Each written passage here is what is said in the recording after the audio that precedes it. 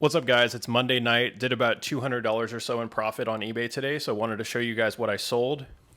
All right, so the first item I sold was this right here. It's a first generation wired indoor Nest security camera, brand new, sealed in the box. You can see it still has the plastic wrap still on it. I actually had this shipped to me from North Carolina for $80 through Venmo purchase protection. So after fees, I'll end up netting about $50 in profit. And then the next item that sold was this pair of the same camera. You can see it's literally the same thing. These are just open and used.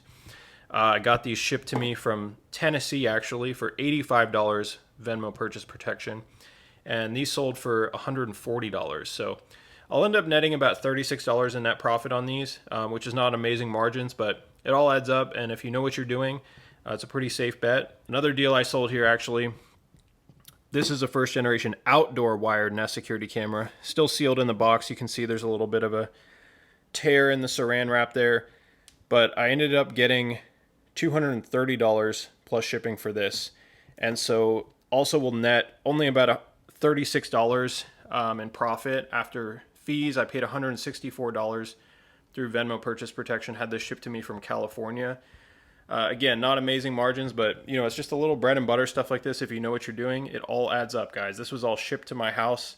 I didn't have to drive anywhere. I didn't have to meet anyone. Very low impact work to make all this money that adds up very quickly. And then the last thing that sold was this bundle of games. So these actually came from multiple things that I bought.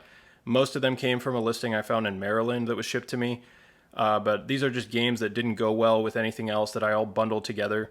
And so these are essentially all profit at this point. I've more than recouped my money on all of those bundles.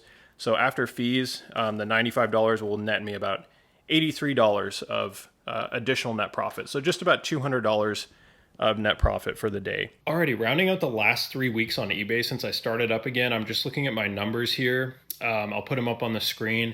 So did a little bit over $12,000 in gross sales in the last 3 weeks, and then $4,649 of net profit.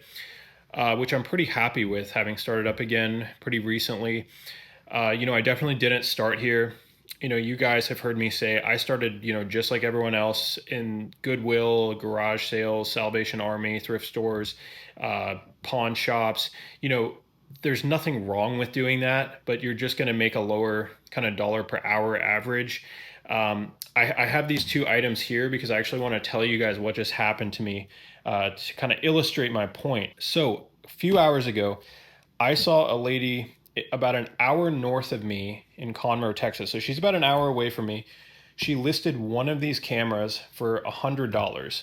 You guys have seen me sell a bunch of these for $230 plus shipping recently, very consistently. It's a very much bread and butter item for me.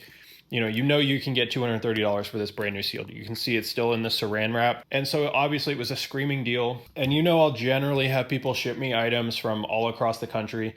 But when people are close enough to where it's within like an hour of driving, often people will prefer to just meet in person. But still, an hour is pretty far away. So I offered her some extra money. I offered her another $20 for gas to meet me basically at my house, so I don't have to leave my house. And while I personally wouldn't have taken that offer, she was happy to. This isn't an item that's going to sell instantly locally. Maybe she needed the cash and she didn't mind driving. Maybe she was making a trip down here anyway.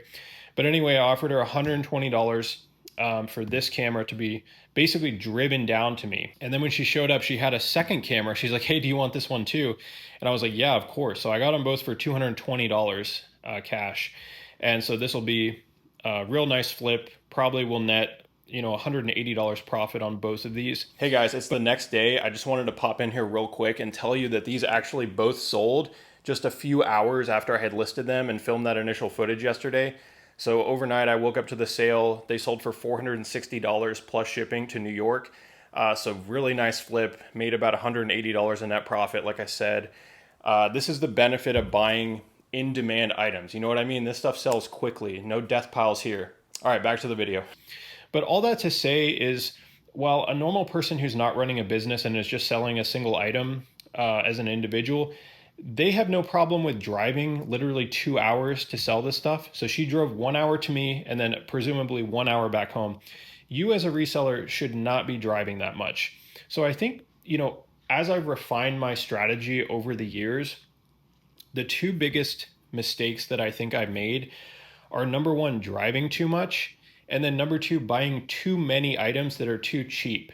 So you have this idea in your head that you have to go out and like scavenge for stuff. You have to like go out and find your items in person. You got to drive here, drive there, because you have this mindset, at least I did, that like the more effort I put in, the more results I'm going to get. When in reality, it's kind of like one of those, work smarter, not harder things. So instead of driving all over town, I literally used to do this. I used to drive from pawn shop to pawn shop to pawn shop, garage sailing all day, driving for hours.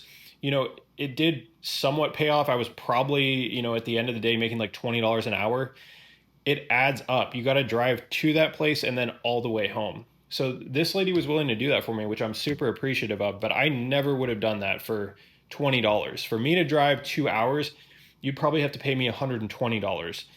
Because not only is the driving a hidden cost in terms of wear and tear on your car, depreciation, gasoline, but it's also a massive opportunity cost. Like when you're driving, you can't list, you can't source, you can't ship, you can't answer customers, you can't do anything related to your business. You are just driving. You're on the highway, you can't look at your phone, or at least you shouldn't.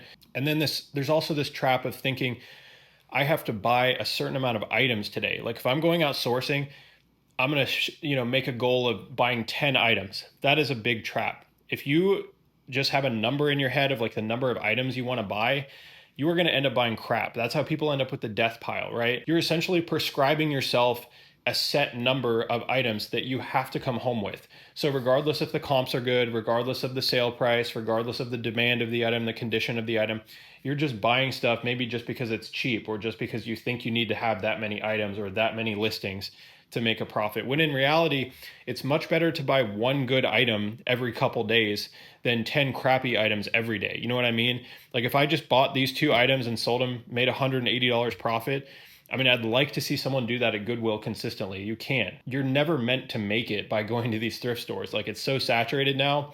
Like, yeah, occasionally you're going to find a good item and it's not totally dead. Like I'm not saying you can't make money doing that, but you're not going to make a living doing that. You're not going to make enough money to sustain yourself. There are some big YouTubers who make it look like it's possible, but honestly, guys, I think a lot of their revenue comes from YouTube. A lot of their revenue comes from like selling courses and groups, and they have a lot of connections. Like they're having people probably send them clothing and certain items like that, where you're not going to just find that stuff on a rack at a thrift store. Even the Goodwill next to my house, they used to have this case where they put the more valuable items. They just moved that online. So like the only reason I went there was for that case, and now it's online. So it's becoming more and more impossible to do this reselling thing by going out in person. I'm not saying it's impossible, but it's hard. It's very hard. Whereas Facebook Marketplace is it's a gold mine. There's deals on there all day, every day. You just have to go out and look. It's sort of like fishing. You just have to be patient. You might not catch something for an entire day. You cast out and you wait for hours. On Facebook, it's like hunting. You got to look around the country, widen your search radius, go around the whole country in about 5 minutes, do that loop around the country every 10 minutes or so, and you will eventually find good deals. So at the end of the day, guys, I think what ultimately matters and sometimes gets lost is how much money are you making per unit time, right? That's in terms of the numbers, in terms of the business, that is the only thing that matters. Money per time. It doesn't matter how many listings you have. It doesn't matter how many items you sold. It doesn't matter how many hours you spent sourcing, even how much revenue you make. Or sometimes it doesn't even matter necessarily how much profit you make. How much profit did you make per time? You have to make that ratio.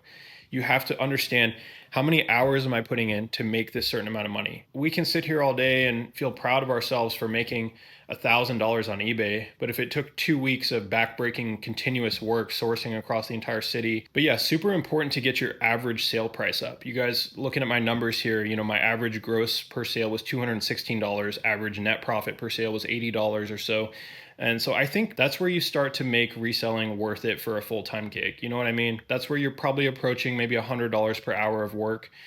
And I think for most people, that's what they would be happy with. That's what they're shooting for. I personally just love doing this. It is such a rush for me. Like seriously, finding these deals, it is probably an unhealthy amount of dopamine in my head when I find a good deal. Like, I don't know why, I'm addicted to it. Like, it's just the hunt for me is everything.